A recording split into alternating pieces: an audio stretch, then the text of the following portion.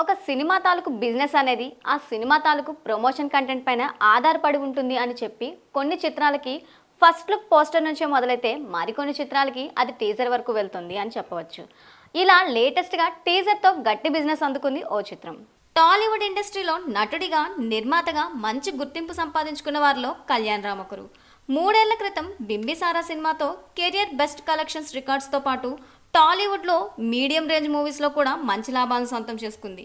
ఆ తర్వాత ఈయన నటించిన అమిగోస్, డెవిల్ మూవీస్ వరుసగా బాక్సాఫీస్ వద్ద బోల్తా కొట్టాయి. ప్రస్తుతం కళ్యాణ్ రామ్ అర్జున్ సన్ ఆఫ్ వైజయంతి అనే సినిమాలో హీరోగా నటిస్తుంది. ప్రదీప్ చిల్కూరి ఈ సినిమాకు దర్శకత్వం వహిస్తూ ఉండగా అజనీష్ లోక్నాథ్ ఈ మూవీకి సంగీతం అందిస్తున్నారు. ఎన్టీఆర్ ఆర్ట్స్ సహా అశోక క్రియేషన్స్ వారు సంయుక్తంగా ఈ మూవీని నిర్మిస్తారు. సాయి మంజేకర్ ఈ మూవీలో హీరోయిన్ గా నటిస్తోంది. ఇకపోతే ఈ సినిమాలో అలనాటి స్టార్ నటి అయినటువంటి విజయశాంతి కళ్యాణ్ రామ్ కి తల్లి పాత్రలో కనిపించబోతున్నారు. రీసెంట్ గా ఈ మూవీ టీజర్ రిలీజ్ అయింది. అయితే ఈ టీజర్ సినిమాకి మంచి బూస్టప్ ఇచ్చినట్లుగా సినీ వర్గాల్లో తెలుస్తుంది. ఈ సినిమా టీజర్ 24 గంటల్లో కళ్యాణ్ రామ్ కెరియర్ లో బెస్ట్ వ్యూస్ తో రికార్డు కొట్టగా టాలీవుడ్ లో మీడియం రేంజ్ మూవీస్ పరంగా కూడా all time top 2 highest views ను సొంతం చేసుకుని సంచలనం సృష్టించడం విశేషం.